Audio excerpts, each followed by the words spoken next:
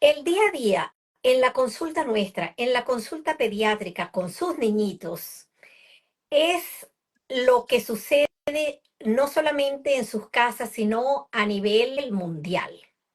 Entra la madre con un pequeñito en un carricoche, un carrito de un niño que ya camina, que puede entrar caminando, pero no, él viene sentado porque no quiere caminar y los padres lo complacen.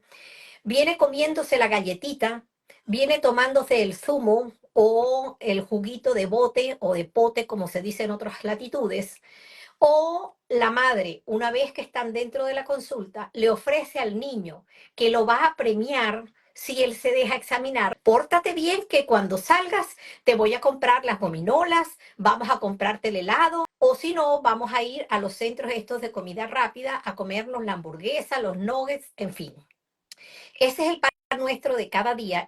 Los padres no se dan cuenta, la mayor parte de los padres y representantes no asumen, a veces conscientemente y otras veces inconscientemente, que tienen a un niño con sobrepeso. Y la vigilancia de esto, eso que nosotros llamamos programación metabólica, se inicia desde que usted tiene el bebé en su vientre. Y a medida que el niño va creciendo, pues con mayor razón hay que cuidar no solamente lo que ingiere, sino también el ambiente donde el niño se está desenvolviendo. Hemos hablado del efecto del tabaco en la mujer embarazada y cómo es capaz de influir a nivel hormonal. Por eso titulábamos obesidad infantil más allá de las calorías. El fumar con un bebé en el útero puede influir en que la leptina altere su funcionamiento, su metabolismo y el niño luego vaya a ser un niño obeso. Para hablar sobre obesidad infantil, más allá de las calorías, hemos invitado nuevamente a la doctora Nereida Rojas de González. Nereida es egresada de la Universidad Centro Occidental Lisandro Alvarado, en Venezuela, y allí también en el Hospital de Especialidades Pediátricas, Hospital de Niños de Barquisimeto, Hospital Universitario, realizó el posgrado de Endocrinología Pediátrica y allí fue durante varios años jefe de servicio de Endocrinología Pediátrica. Luego se traslada aquí a España y logra el reconocimiento de sus títulos y se desempeña como endocrinólogo pediatra del Hospital de la Línea en Cádiz. Bienvenida, doctora. Son muchos temas que queremos tratar. Comienza por donde tú consideres mejor y sobre todo danos esos tips, esas actualizaciones que yo sé que acabas de estar en el congreso que se celebró recientemente de endocrinología pediátrica aquí en España. Bienvenida. Gracias, Miriam Raquel, por la invitación. Es de gran importancia este tema, porque la obesidad es una enfermedad no transmisible que es de gran impacto a nivel mundial. 1 de cada 10 personas adultas son obesas y 1 de cada 10 niños son obesos.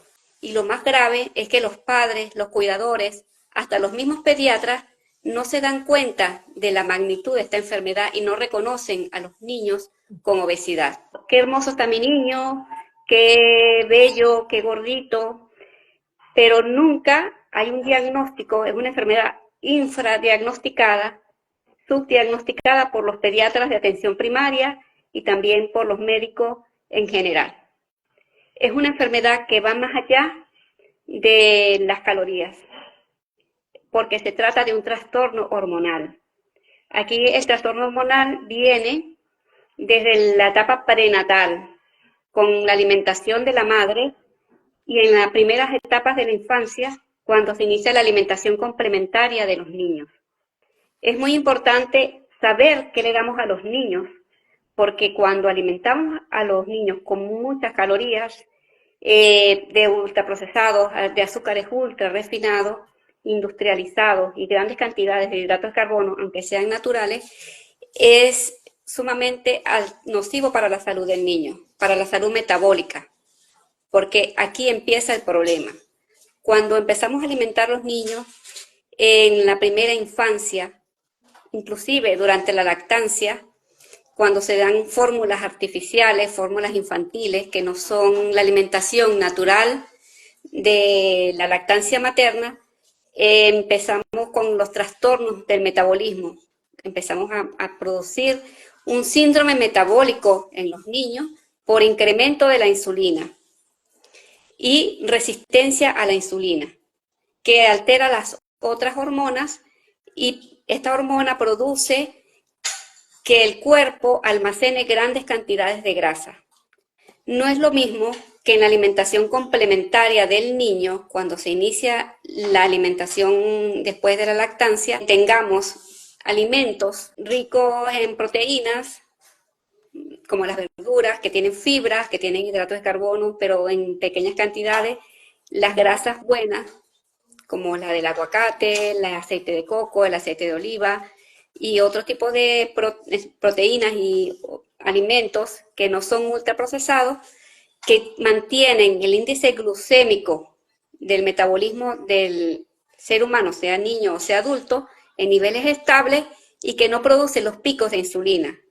Al no producirse los picos de insulina, no hay esa entrada, ese almacenamiento de grasa en el cuerpo. Fíjate una cosa muy importante que tú acabas de decir, que son esos primeros 6 meses que debería ser con lactancia materna y no con las fórmulas, porque esas fórmulas y sobre todo haciendo énfasis en los cereales a partir de los 6 meses, que son unos cereales que están hidrolizados, súper hidrolizados, y entonces adquieren un sabor muy dulce, so pena que muchos tienen agregados de azúcar.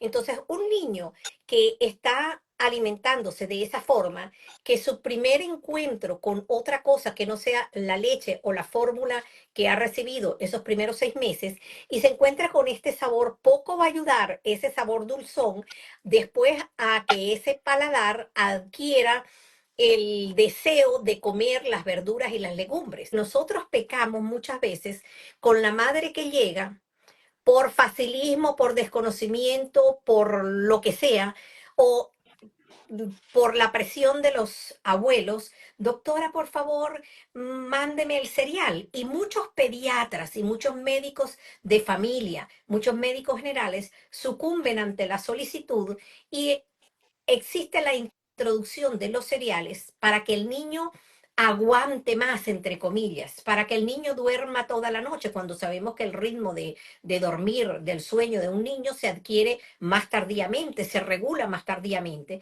Y entonces hay la introducción precoz de estos cereales y el niño queda con esas papillas donde son, y tú mejor como endocrinólogo pediatra, pues no los puedes decir, son azúcares que pasan muy rápidamente al torrente sanguíneo y por allí comienza y vamos haciendo al gordito, al niño obeso, desde pequeñito, desde tan corta edad. A veces el niño no tolera otro alimento y se pasan los 9 meses y los 10 meses sin consumir otro tipo de alimentación, aunque el niño no tenga dientes, el baby led weaning, el que coma ya con trocitos en la boca, obviamente que vigilados, se va a demorar y eso va a dificultar la alimentación y va a llevarnos a trastornos alimenticios. Los cereales, como tú bien lo dijiste, son harinas ultra refinadas, industrializadas, que jamás debería estar introducido en la primera alimentación del niño. Después de la lactancia materna, no se debe introducir este tipo de alimentos, si se pueden llamar que son alimentos. Entonces, estos son carbohidratos puros, una bomba de glucosa que programa al niño para el síndrome metabólico. Desde pequeñitos estamos alterando el metabolismo de los niños, estamos haciendo un gran daño a su vida futura, predisponiendo al niño a enfermedades crónicas del adulto, como la hipertensión arterial, la dislipidemia, que son el colesterol triglicérido elevado, la diabetes mellitus tipo 2, que es la enfermedad del adulto, una diabetes tipo 2 que no es la de la juvenil. Se está viendo en edades muy tempranas, a partir de 3, 4, 5 años, ya niños con obesidad mórbida. Y esto lo estamos programando con este tipo de alimentos ricos en carbohidratos ultraprocesados, industrializados, que inclusive tú lees las etiquetas y traen jarabe de fructosa, jarabe de maíz, aceite de palma, que son fatales fatales para el metabolismo. Son nefastos para el metabolismo de cualquier persona y mucho más para una criatura que está empezando la vida y estamos alterando su metabolismo. Estamos alterando sus hormonas. Este tipo de alimentos lo que hacen es un desequilibrio hormonal. Empezamos a tener hiperinsulinismo desde los 5 meses de vida. Hay personas que introducen este tipo de alimentos a los 4 meses del bebé, cuando su intestino aún no está preparado para recibir otro tipo de alimento. Si empezamos a introducir alimentos ricos en hidratos de carbono altamente procesados, también alteramos la microbiota intestinal del niño. Al alterar la microbiota intestinal del niño, también alteramos su metabolismo, porque el intestino y el cerebro, el corazón y todos estos órganos tienen el sistema neuroendocrino, que tiene que ver con todas las funciones metabólicas del cuerpo. Si empezamos alterando con los primeros días de vida del niño, inclusive con la lactancia artificial, hacemos un daño que podría ser hasta irreversible a lo largo de la vida, un daño metabólico que podría comprometer la vida de esa persona, de ese ser que está empezando a vivir. Nereida, fíjate que hablas tú de daño metabólico, es un problema muy grave. No solamente es un problema de salud pública que impacta, que genera un alto costo sanitario importantísimo, sino que esa aparición de esas enfermedades que tú has nombrado, las cardiovasculares como el infarto al miocardio, la hipertensión arterial, los trastornos ortopédicos, porque son niños que tienden a tener más esguinces, que tienden a tener problemas articulares, la diabetes mellitus la nombraste, los problemas respiratorios también aumentan, los problemas de piel. Son niños que pueden presentar la acanthosis nigricans, que ya les tenemos un vídeo preparado que pronto subimos al canal. Pueden presentar también el acné, hoy sabemos que está completamente relacionado con el metabolismo de los azúcares. Niños que hacen estrías mucho más intensas que aquellas que se presentan con el desarrollo normal del adolescente. Niños que pueden tener infecciones, no solamente bacterianas, sino esos intertrigos, que son esas infecciones por cándida o por bacterias que dan en las zonas de pliegue, y como son tan gorditos, pues el calor y las rojeces y todo se aumentan allí y pueden verse deteriorados. Lo más importante, un niño obeso, mientras más kilos, menos amigos. No se olviden de esto. Mientras más gordo, menos amigos. Son niños que van a sufrir de ansiedad, de depresión. Son niños que pueden tener bajo autoestima. Obviamente que todos no entran allí, pero la mayoría. Y que tienen bajo rendimiento escolar. Y los padres, lejos de tomar riendas en el asunto, pues a lo mejor lo cobijan más complaciéndole en la alimentación y entonces entramos en ese círculo vicioso. Es un círculo vicioso muy peligroso, porque estos niños pueden llegar a tener obesidad tan marcada, tan mórbida, que yo he tenido en consulta niños en edad preescolar con más de 100 kilos, en escolares con 122 kilos. Eso es matar al niño en vida. Estos niños presentan esa gran afectación de su autoestima. Inclusive hemos tenido casos de niños en edad escolar que han escrito cartas a sus maestras con ideas suicidas, porque en el colegio los niños se meten con ellos, hay bullying escolar, acoso escolar, le dicen el hipopótamo, el X sobrenombre, y el niño, claro, se siente mal. Aparte de eso, que su imagen corporal, su autoestima está en el subsuelo. Estos niños presentan grandes afectación psicológica. Su piel, como tú lo dijiste, tiene manifestaciones dermatológicas que pueden marcar la vida de estos niños.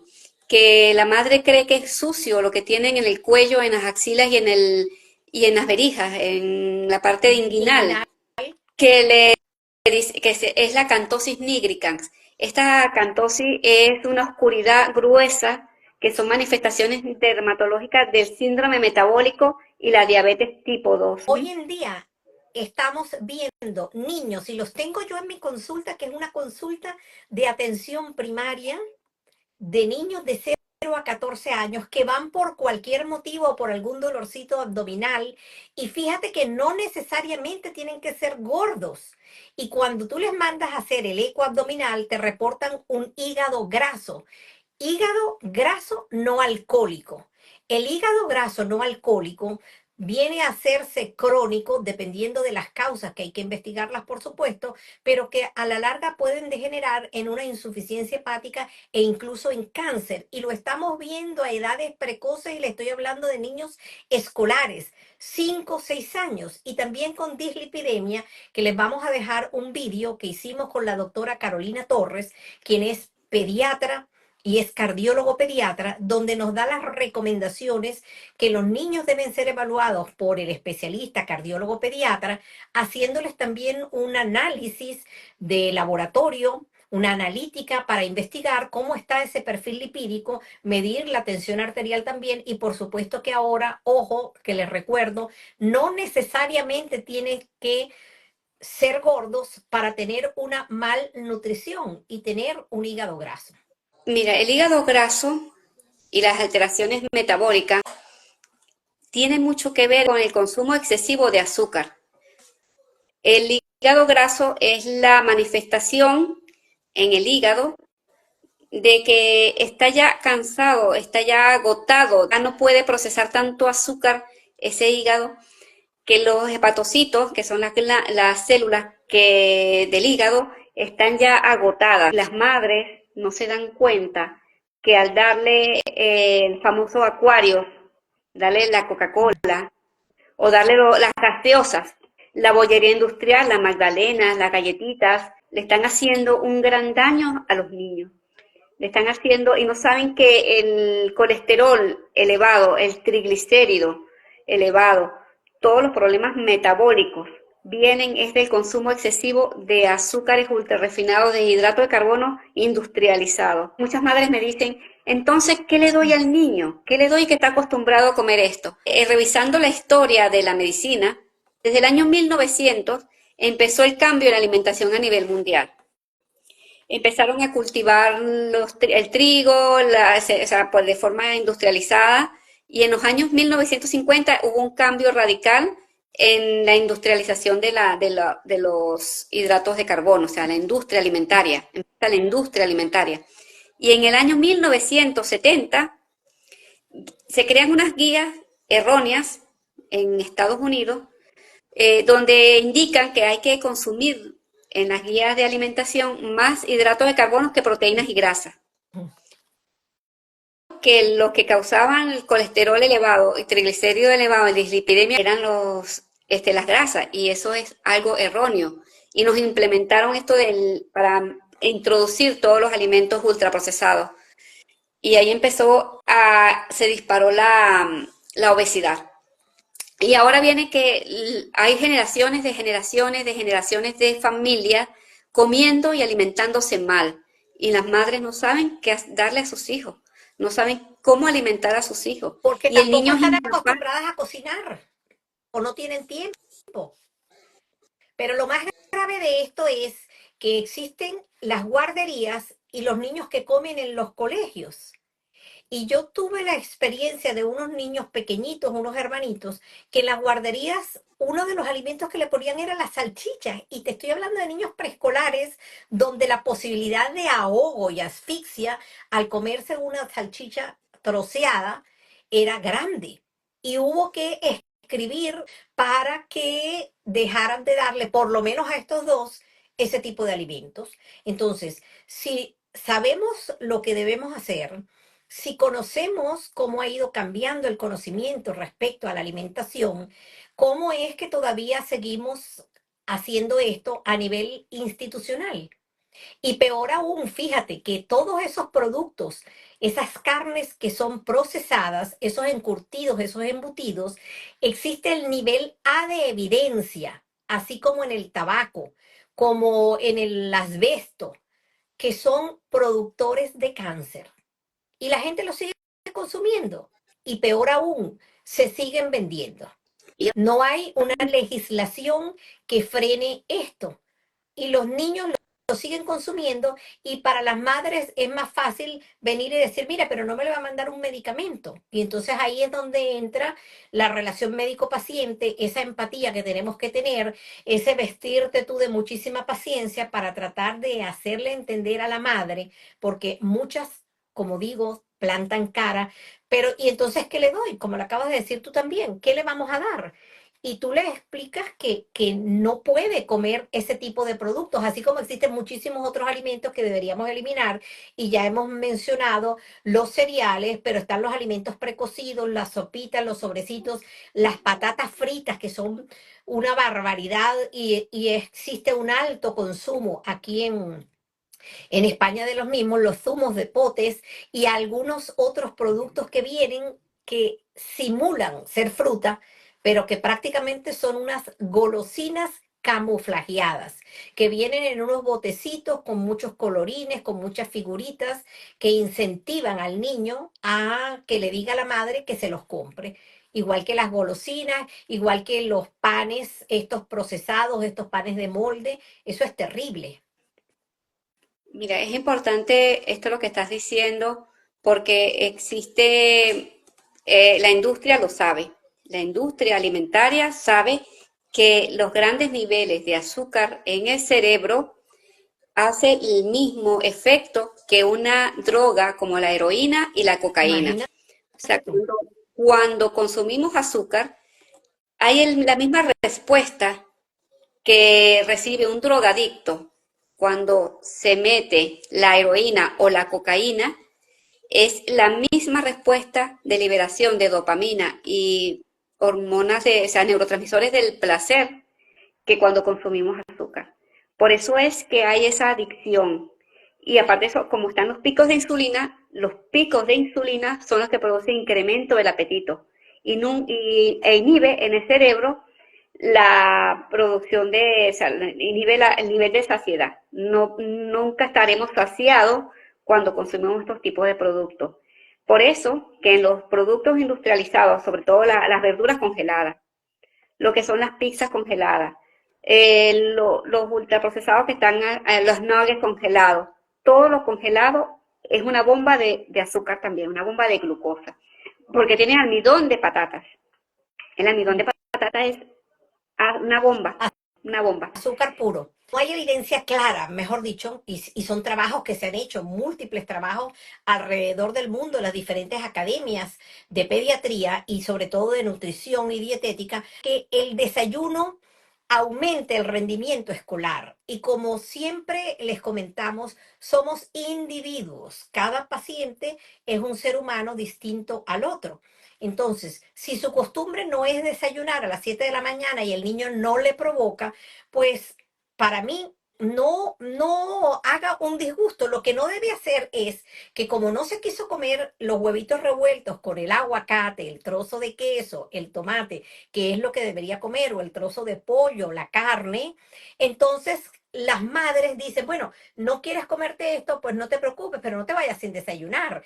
Y eligen entonces esos lácteos azucarados, esos lácteos con chocolate, que tienen un nombre muy famoso y aquí todo el mundo no, se comió esto con 4 galletitas. Y estamos hablando entonces de esos envases súper atractivos, y eso es un desayuno que la industria vende como que da energía, como que el niño va a tener mayor rendimiento escolar, como que los niños van a crecer más, y resulta que es simplemente un ardid comercial para vender, es un engaño. ¿Y por qué se permite? No lo sé. Ese no va a ser tema de esta conversación entre nosotros, pero es preferible que el niño deje de desayunar y que a lo mejor desayune hora y media después en el colegio y no se tome ese zumo azucarado que a veces contienen 25 gramos de azúcar, un botecito, Una dependiendo de lo que 200 compre. 250 mililitros, que es una latita de gaseosa, te contiene 16 cucharadas de azúcar. 16 cucharadas grandes, esa de sopera, de azúcar. Que no la vomitamos por el sabor artificial que tiene. Y otra cosa importante, que el azúcar inhibe la hormona del crecimiento. Produce en los varones el exceso de grasa, ginecomastia, feminización del varón, pubertad retrasada, un montón de alteraciones en el metabolismo, inclusive el crecimiento. Por eso dicen que los niños que están sobrepeso son más bajitos y cuando empiezan a mejorar su peso, se dan el estirón. Es porque la hormona del crecimiento no se libera. Estos niños también sufren de insomnio, porque aparte de eso estamos ahora sumergidos en las pantallas, sumergidos en, en todo lo que nos dice la industria de las telecomunicaciones, las ventas Las de los propagandas. la propaganda, la internet, las redes sociales, y el niño presenta ahora el insomnio, cosa que no lo tenían antes. El niño no duerme, se libera grandes cantidades de cortisol. El cortisol también induce a que se produzca grandes cantidades de insulina por el estrés, adrenalina y otras hormonas, produciendo que también haya una insulinoresistencia. Por eso es que estamos hablando que la obesidad va más allá de las calorías. La obesidad es una cuestión de equilibrio hormonal y que los niños tienen un metabolismo muy noble.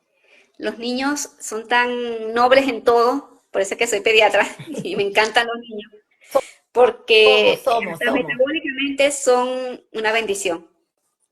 Porque los niños al modificar su estilo de vida, su tipo de alimentación, los niños mejoran maravillosamente rápido. Sin, Cuestión em- de mente. sí, sin embargo, fíjate que hay madres que se quejan y dicen, mire, doctora, es que él se mueve, hace ejercicio. Claro, existen aquellas que después del ejercicio creen que el niño se merece y como se ejercitó, estuvo una hora nadando, pues entonces después cuando el niño sale, a veces sin que lo pidan, lo premian porque hizo el ejercicio muy bien y le dan la bolsa de chuche, la bolsa de las patatas fritas, el bote del zumo o en fin. Y entonces yo siempre recuerdo lo que dicen muchos nutricionistas y muchos endocrinólogos que tenemos también en el canal conversaciones hablando de mi hijo será diabético y hablamos de la cesta de la compra con la doctora Omidres y no hay consumo mínimo seguro de alcohol, tampoco hay consumo mínimo seguro de azúcar que no se debería consumir, Es pero que hay madres que era lo que te quería comentar, hay madres que dicen, doctora, mire, es que está así, pero él se ejercita y es que no come. Y siempre les pongo de ejemplo uno de los primeros señores que se sometió a huelga de hambre en Venezuela cuando comenzó este conflicto sociopolítico y económico que hizo que nosotras migráramos de ese gran país, de lo que fue Venezuela. Y él hizo huelga de hambre y era un señor normal, más bien rellenito, y dejó de comer. Y el que no ingiere, no engorda. Puede ser que esté haciendo actividad, pero está consumiendo más cantidad de calorías, y ahí explícanos lo de las calorías buenas y las calorías malas, que lo que la persona necesite, porque el que no consume no engorda. Y si tú dejas de meter por boca, obviamente que vas a ir perdiendo peso. Eso no tiene, ahí no hay engaño de ningún tipo, que sí que nos engañamos y me apunto yo de primerita. Estoy gorda, pero no sé por qué. sí sabemos por qué. Sí. Porque lo que Entonces, entra por explícanos nuestra eso de boca, las calorías, que también valió la pena para poner el título de obesidad infantil más allá de las calorías. ¿Cuál es esa diferencia? Porque pueden ser 100 calorías de aguacate o 100 calorías de gominolas. mira, no es lo mismo las calorías vacías, sin Ah, me ningún está valor diciendo por nutritivo. aquí el doctor Manuel Alcántara, veterinario de Estados Unidos, que el señor se llamaba Franklin Brito. Gracias, Manuel. Que en paz descanse, sí, señor. Franklin Brito. Lamentable su fallecimiento. Lamentándolo mucho en nuestro bello país, Sí. que tanto lo extrañamos. La obesidad es más allá de la caloría, porque las calorías vacías, que son las que vienen de los ultraprocesados, industrializados, la ruta metabólica es diferente a la ruta metabólica que te coge 100 calorías, por ejemplo, de brócoli, de pollo, de carne, de pescado, de aceite de oliva, de aceite de aguacate o de aceite de coco. Es muy diferente a 100 calorías de helado, de bollería industrial, de pizza industrializada, porque las rutas metabólicas son totalmente diferentes. Cuando consumimos calorías vacías, estas hacen un pico de glucosa en la sangre. Al hacer el pico de glucosa, está el pico de insulina inmediatamente. Ahí se libera el factor de crecimiento insulínico, que le dice al cuerpo, almacena grasa.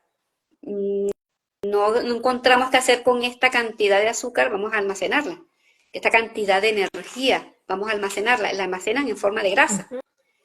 ¿Qué pasa cuando consumimos las calorías que son buenas? Por ejemplo, las 100 calorías del brócoli. El cuerpo se da la tarea de que, como los niveles de glucosa están estables, no hay ese hiperinsulinismo, no hay liberación del factor de crecimiento insulínico en cantidades exageradas, se mantiene una glucosa en condiciones estables, en niveles estables, el cuerpo coge la ruta más lenta, se van degradando las calorías que necesitamos de ese alimento y no se almacenan en forma de grasa. Pregunta la doctora Noris Rengifo, ¿qué opinión tiene sobre la miel de abeja, Mira, todo, alulosa, moinfruit y stevia? Particularmente no recomiendo ninguna.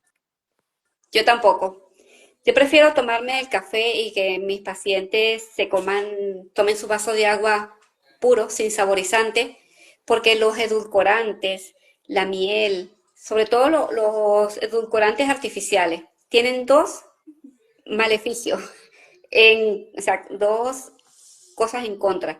Primero, lo artificial, que hacer producto artificial te puede producir cáncer.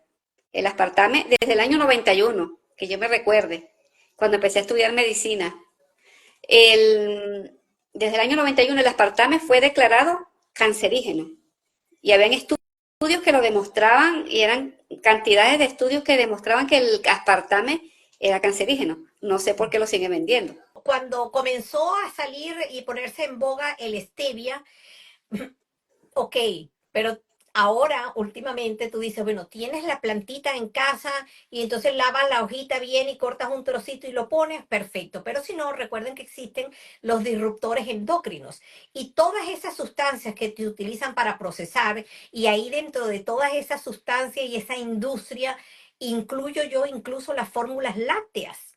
¿Habráse visto mayor producto ultraprocesado, inclusive en aquellos niños que tienen que consumirla porque son alérgicos a la proteína de la leche de vaca y entonces necesitamos triturar, destruir, alterar aquellas proteínas de la leche y hacerlas tan pequeñitas como para que el organismo no las ubique y poder darle esas fórmulas a los niños y que no presenten reacciones alérgicas? Todos esos son productos ultraprocesados. Desde que se me olvide decirles también que la leche desnatada, que se ha puesto muy en boga, mire, no, vamos a darle, está gordito, compra la leche desnatada o la leche deslactosada, esa todavía es mucho más azucarada. Y las leches, está comprobado que las leches desnatadas no parece que tengan ninguna ventaja con relación o con respecto a las otras leches comerciales. La leche entera, que si vamos a ver, está procesada, pero no está tan ultra procesada como para desnatarla.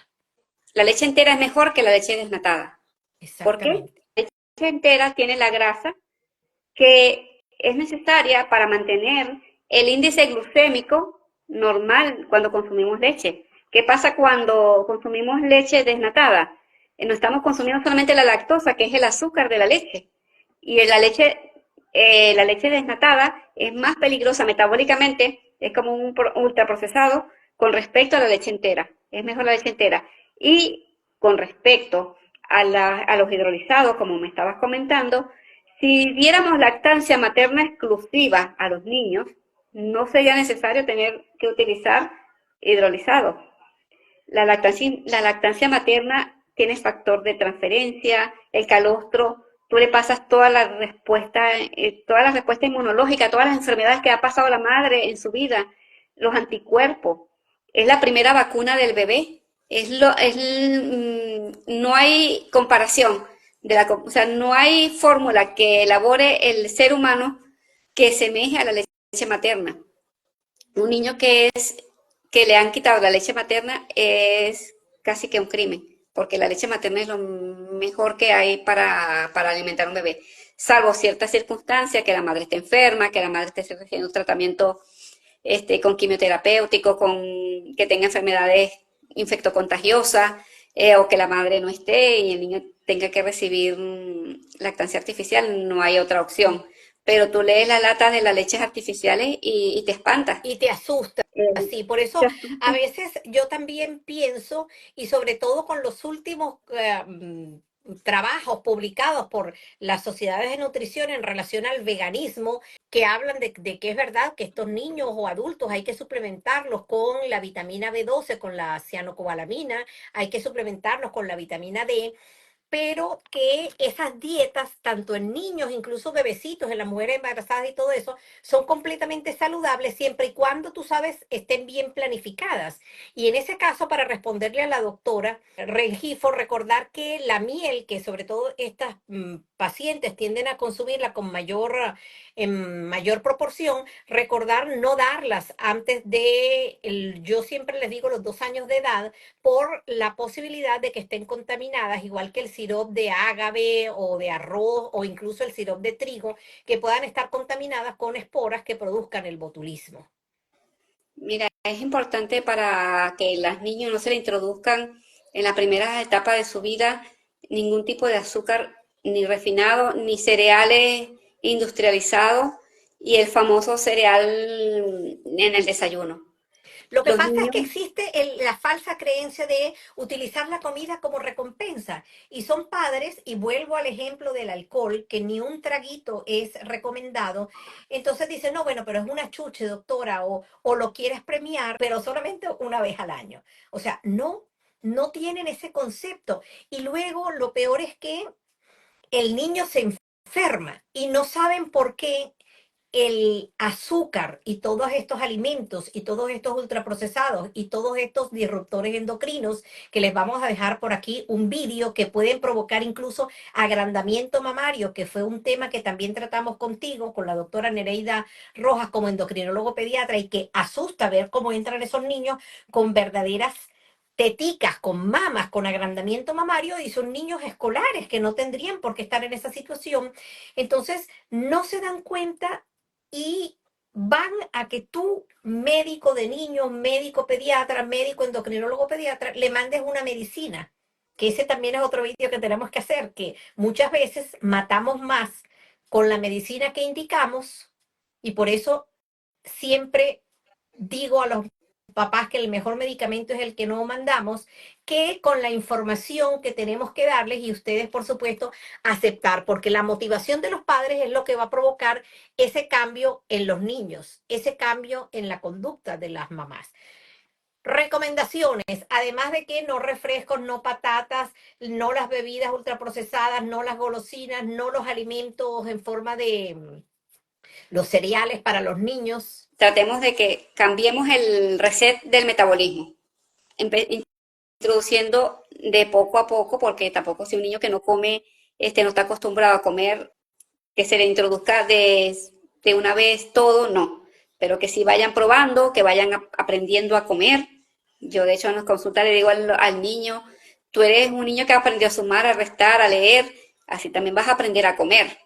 Y el niño se entusiasma todo y participa. Uh -huh. Que, como dicen aquí en Andalucía, el cuchareo de toda la vida, el cuchareo. O sea, que el cocinar en casa, elaborar los alimentos, planes nutricionales para hacer que el niño pierda peso, es comer lo normal, lo que se comía, lo que se come toda la vida. Me refiero a las legumbres, las proteínas, el pescado, el pollo, el cerdo, los huevos, las verduras, las frutas y evitar todos los alimentos ultraprocesados. Es importante también el consumir agua.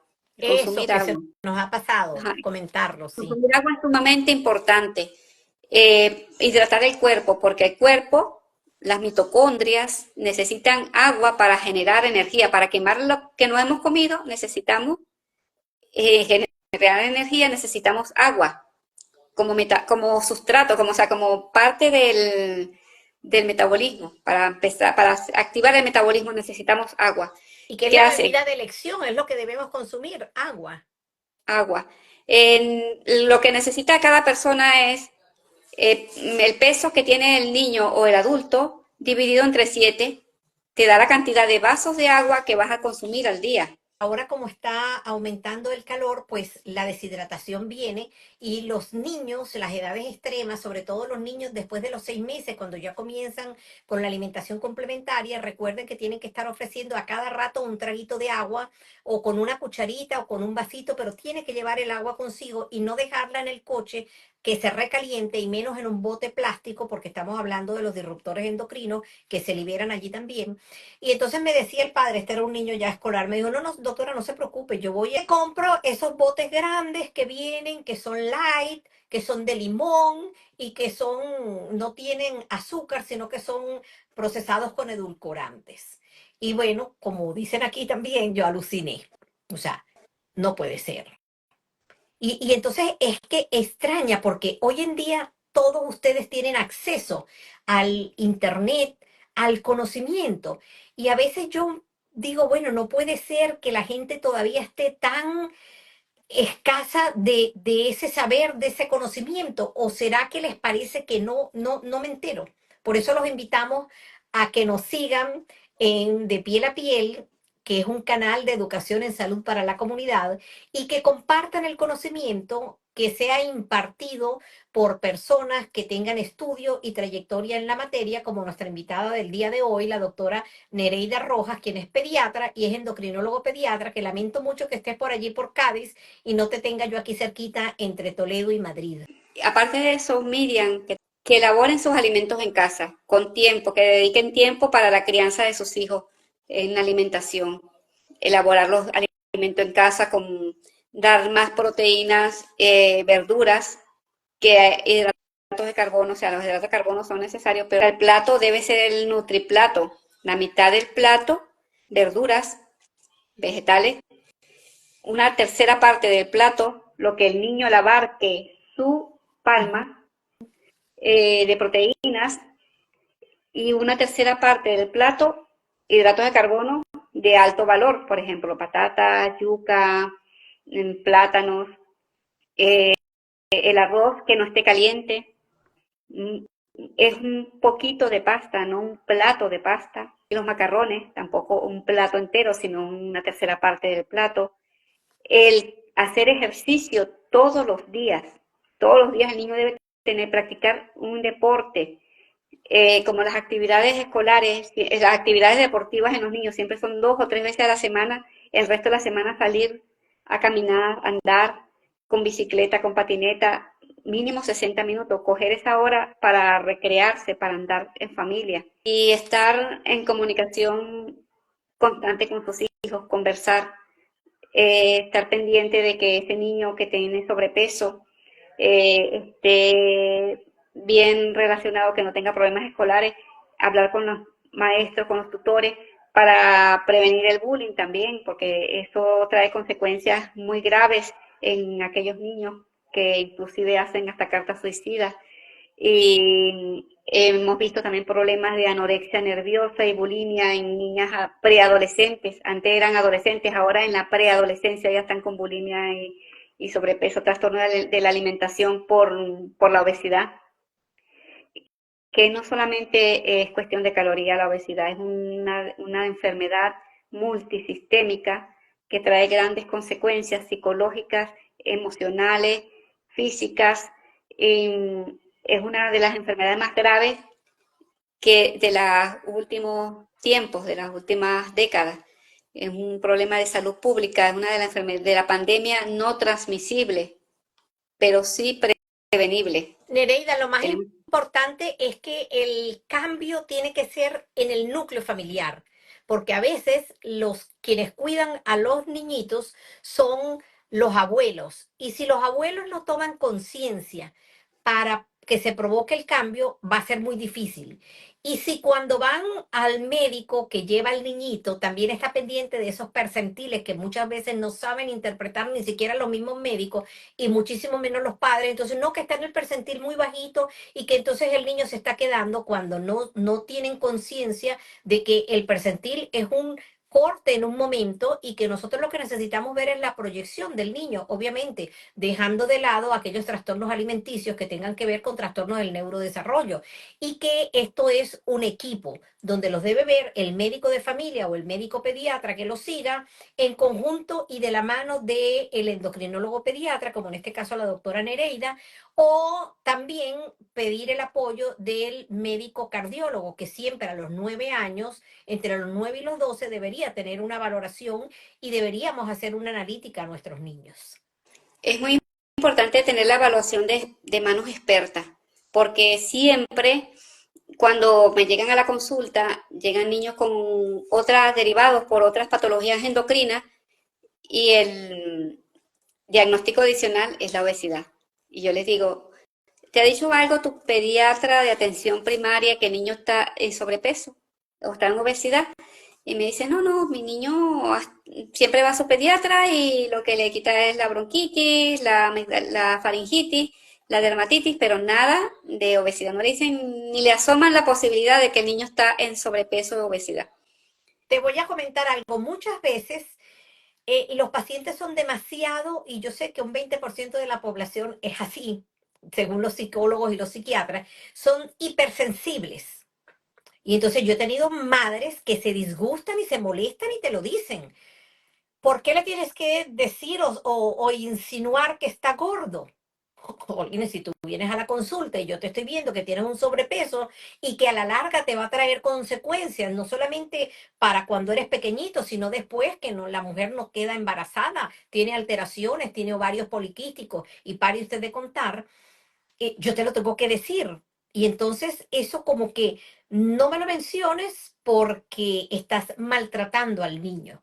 O sea, son muchos problemas a los que nosotros como médicos nos enfrentamos con algunos padres. Lamentablemente es así. Nereida, quisiera seguir conversando contigo. Muy amable por haber aceptado la invitación.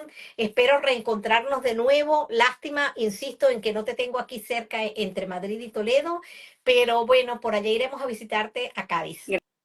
Gracias, gracias Para por la ustedes, invitación. muchísimas gracias por habernos acompañado. Los esperamos en una próxima oportunidad y los invitamos a que se suscriban al canal de Piel a Piel. Un abrazo, mil bendiciones y será hasta la próxima oportunidad.